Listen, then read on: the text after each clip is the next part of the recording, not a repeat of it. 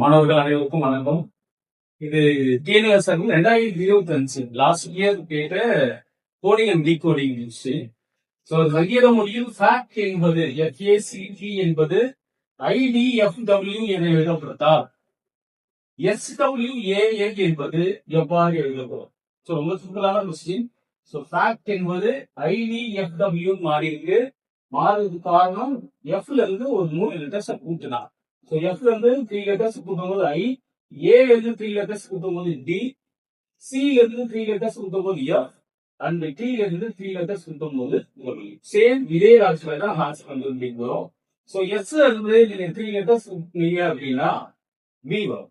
Again டபிள்யூல இருந்து 3 letters சட், ஏல இருந்து 3 லெட்டர்ஸ் கூட்டினா டி, அடுத்து எல்ல இருந்து 3 லெட்டர்ஸ் கூட்டும்போது Q. So, உங்களுக்கு answer V Z T Q. So, ஆப்ஷன்ல V Z D Q. Option B தான் இது சரியான ஆன்சர். வீடியோ பிடிச்சிருந்தா லைக் பண்ணுங்க. நெக்ஸ்ட் இன்னொரு சம்ல அது பகிர்ந்து கொள்ளுங்க. தேங்க்யூ.